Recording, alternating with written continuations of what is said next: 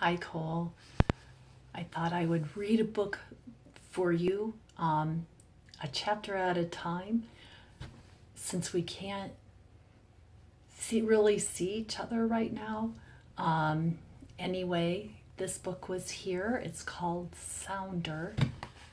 It's by William H. Armstrong, and it's a Newbery Medal book. And I believe it belonged to your dad. I'm not positive about that. It might have belonged to Grandpa Tuttle. Not positive. Anyway, let's begin with chapter 1. The tall man stood at the edge of the porch. The roof sagged from the two rough posts which held it, almost closing the gap between his head and the rafters. The dim light from the cabin window cast long equal shadows from the man and posts. A boy stood nearby, shivering in the cold October wind. He ran his fingers back and forth over the broad crown of the head of a coon dog named Sounder. "Where did you first get Sounder?" the boy asked. "I never got him. He came to me along the road when he wasn't more'n a pup." The father turned to the cabin door. It was ajar. 3 small children, none as high as the level of the latch, were peering out into the dark.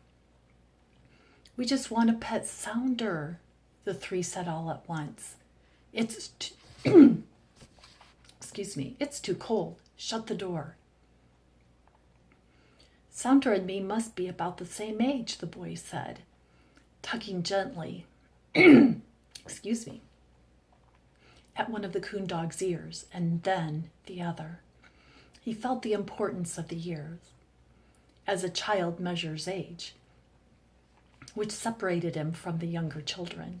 He was old enough to stand out in the cold and run his fingers over Sounder's head. No dim lights from other cabins punctuated the night. The white man owned the vast, endless fields. The man who owned the vast, endless fields had scattered the cabins of his Negro sharecroppers far apart, like fly specks on a whitewashed ceiling. Sometimes on Sundays, the boy walked with his parents to set a while at one of the distant cabins. Sometimes they went to the meetin' house, and there was school too. But it was far away at the edge of town. Its term began after harvest and ended before planting time. Two successive Octobers the boy had started, walking the 8 miles morning and evening. But after a few weeks, when cold winds and winter sickness came, his mother had said, "Give it up, child. It's too long and too cold."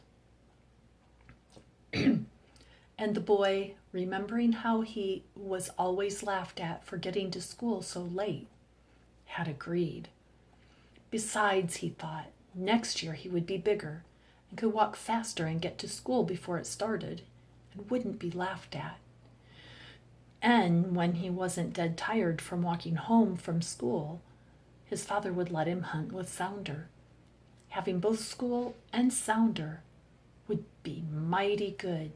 But if he couldn't have school, he could always have Sounder. "There ain't no dog like Sounder," the boy said. But his father did not take up the conversation. The boy wished he would. His father stood silent and motionless. He was looking past the rim of half-light that came back from the cabin window and pushed back the darkness in a circle that lost itself around the ends of the cabin. The man seemed to be listening, but no sounds came to the boy. Sounder was well named. When he treed a coon or possum in a persimmon tree or on a wild grapevine, his voice would roll across the flatlands. It wavered through the foothills, louder than any other dog's in the whole countryside. What the boy saw in Sounder would have been totally missed by an outsider. The dog was not much to look at. a mixture of Georgia Redbone Hound and Bulldog. His ears, nose, and color were those of a Redbone. The great square jaws and head, his muscular neck, and broad chest showed his bulldog blood. When a possum or coon was shaken from a tree, like a flash, Sounder would clamp and set his jaw vise just behind the animal's head. Then he would spread his front paws, lock his shoulder joints, and let the bulging neck muscles fly from left to right. And that was all. The limp body, with not a torn spot or tooth puncture in the skin, would be laid at his master's feet. His master's calloused hand would rub the great neck, and he'd say, "Good Sounder, good Sounder." In the winter, when there were no crops and no pay, 50 cents for a possum and $2 for a coon hide bought flour and overall jackets with blanket linings. But there was no price that could be put on Sounder's voice. It came out of the great chest cavity and broad jaws, as though it had bounced off the walls of a cave. It mellowed into half echo before it touched the air. The mists of the flatlands strained out whatever coarseness was left over from his bulldog heritage, and only flute-like red-bone mellowness came to the listener. But it was louder and clearer than any purebred redbone. The trail barks seemed to be spaced with the precision of a juggler. Each bark bounced from slope to slope in the foothills like a rubber ball. But it was not an ordinary bark.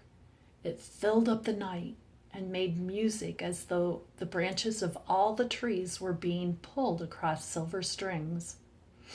While Sounder trailed the path the hunted had taken in search of food, the high, excited voice was quiet. The warmer the trail grew, the longer the silences, for, by nature, the coon dog would try to surprise his quarry and catch him on the ground if possible. But the great voice box of Sounder would have burst if he had tried to trail too long in the silence. After a last, long, sustained stillness, which allowed the great dog to close in on his quarry, the voice would burst forth so fast it overflowed itself and became a melody. A stranger hearing Sounder's treed bark suddenly fill the night might have thought there were 6 dogs at the foot of one tree. But all over the countryside, neighbors, leaning against slanting porch post or standing in the open cabin doorways and listening, knew that it was Sounder. "If the wind does not rise, I'll let you go hunting with me tonight." The father spoke quietly as he glanced down at boy and dog. Animals don't like to move much when it's windy. "Why?" the boy asked. "There are too many noises and they can't hear a killer slipping up on them. So they stay in their dens, especially possums, because they can't smell much." The father left the porch and went to the woodpile at the edge of the rim of light. The boy followed, and each gathered a chunk stick for the cabin stove. At the door, the father took down a lantern that hung on the wall beside a possum sack and shook it. "There's plenty of coal oil," he said. The boy closed the door quickly. He had heard leaves rattling on the frozen ground.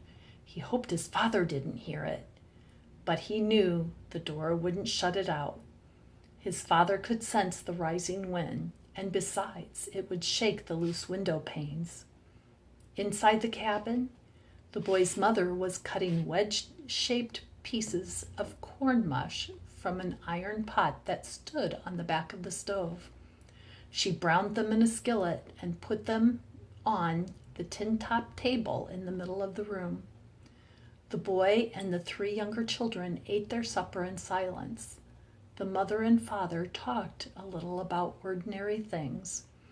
Talk the boy had heard so many times he no longer listened. The crop will be better next year. There'll be more day work. The hunting was better last year. This winter, the hunting was getting worse and worse. The wind became stronger and colder than last year. Sometimes Sounder and his master hunted in the wind. But night after night they came home with an empty brown sack. Coons were scarcely seen at all. People said they had moved south to the big water. There were few scraps and bones for Sounder. Inside the cabin, they were hungry for solid food too. Corn mush had to take the place of stewed possum, dumplings, and potatoes. Not long after supper, Sounder's master went out of the cabin and stood listening, as he always did, to see if he could hear the cold winter wind beginning to rise in the hills. When he came back into the cabin,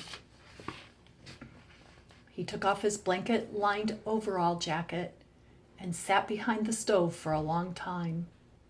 Sounder whined at the door as if he were asking if someone had forgotten to light the lantern and start across the fields of dead stalks to the lowlands, or past the cottonwoods and jack oaks to the hills. The boy took Sounder some table scraps in a tin pan. As Sounder licked the bottom of the pan, it rattled against a loose board in the porch as if somebody were walking across the floor. Later, when it was time for the smaller children in the cabin to go to bed, Sounder's master got up, put on his overall jacket, and went outside. He did not take the lantern, or Sounder, or the boy with him. The stern order to the coonhound to go back under the porch came in through the cabin door, and Sounder's whining continued long after the footsteps on the frozen path had dried out. Inside the cabin, the boy's mother sat by the stove, picking kernels of walnuts with a bent hairpin. The woman watched each year for the walnuts to fall after the first hard frost. Each day she went with the children and gathered all that had fallen. The brownish-green husks, oozing their dark purple stain, were beaten off on a flat rock outside the cabin. On the same rock, nuts were cracked after they had dried several weeks in a tin box under the stove. When kernel picking time came, before it was dark each day, the boy or his father took a hammer with a homemade handle, went to the flat rock, and cracked as many as could be kerneled in a night. The troubled whimper of a child came through the little door that led to the shed room where the children slept. "You must go to bed soon," his mother said. "Your little brother gets addled in his sleep when you ain't in bed with him." The boy reached into his mother's lap, where the golden half kernels lay in the folds of her apron. She slapped his hand away. "You eat the crumbs from the bottom of the hull basket. I try to pick 2 pounds a night. That's 30 cents worth. 15 cents a pound if they're mostly half kernels and dry. The man won't pay if they're all in crumbs." Sometimes the woman told the boy stories she had heard at the meeting house. "The Lord do powerful things," she would say. The boy liked it when she told her stories.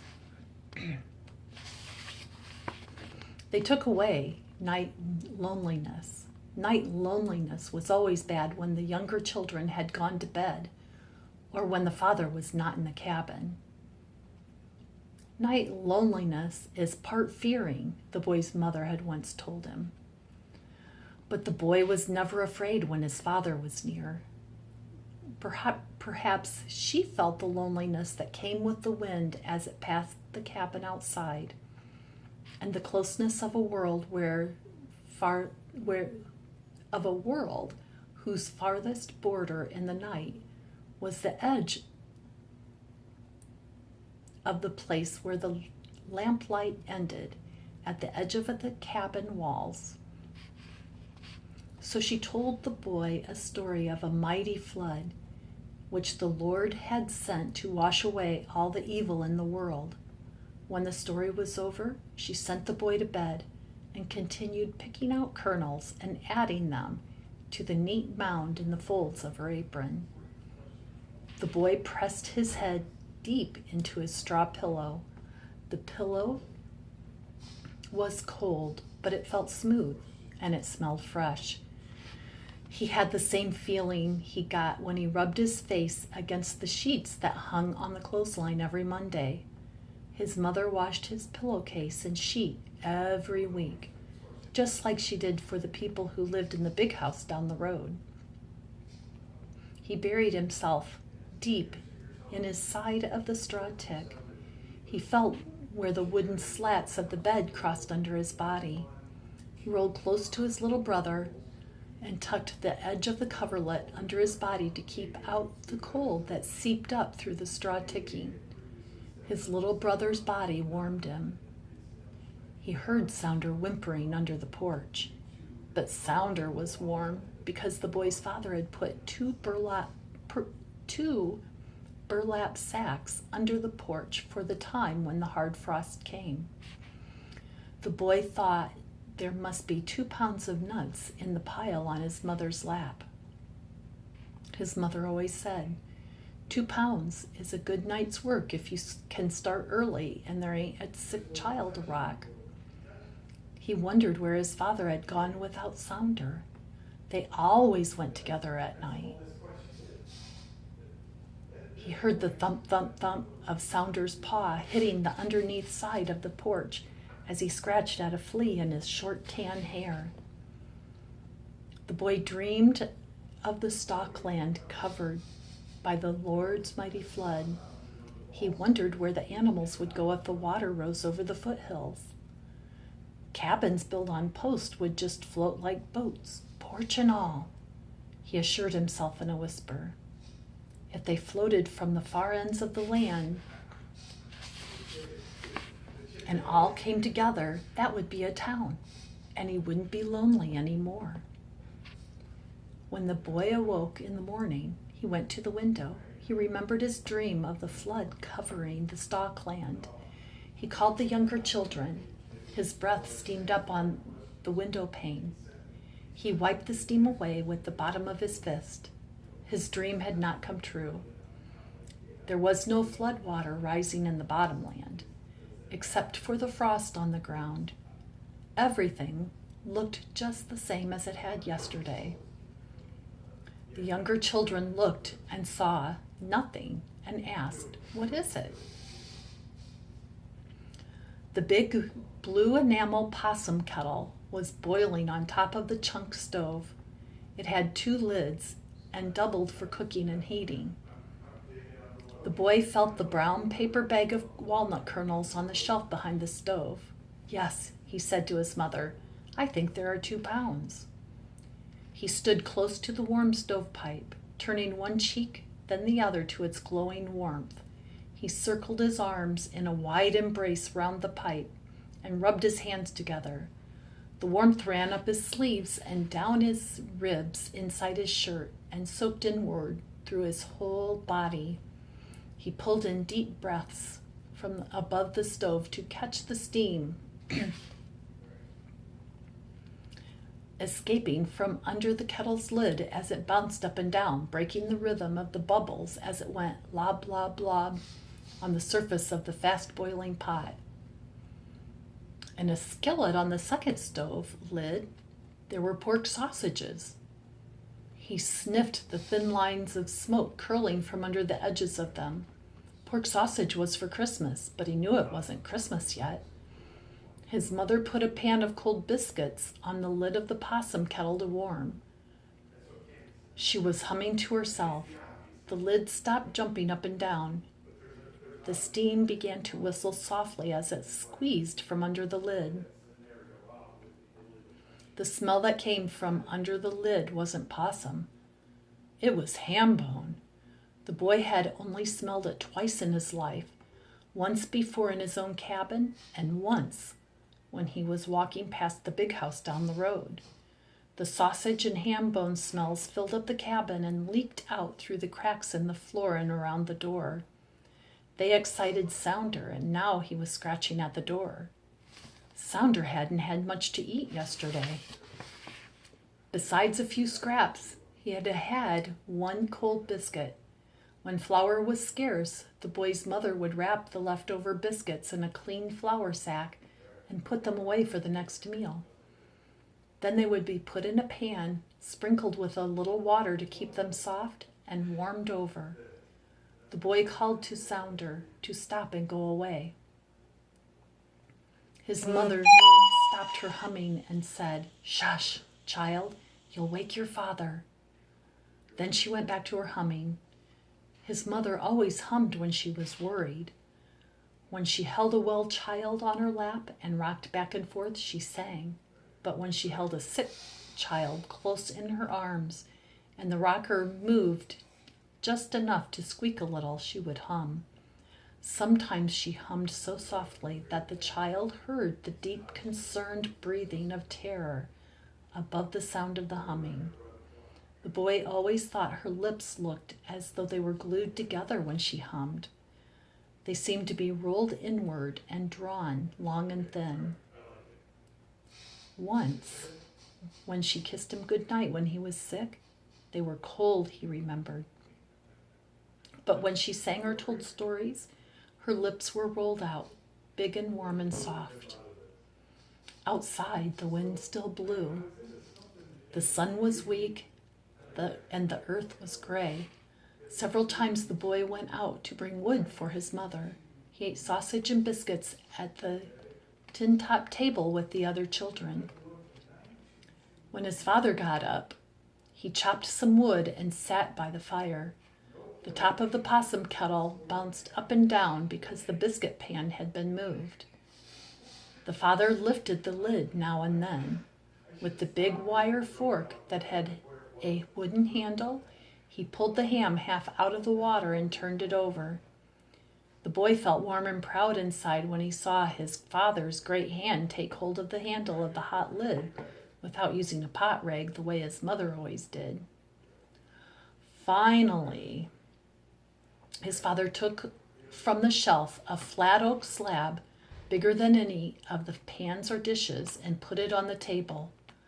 The boy liked to smell the oak slab. It smelled like the Mercy Seat meeting house picnic every summer.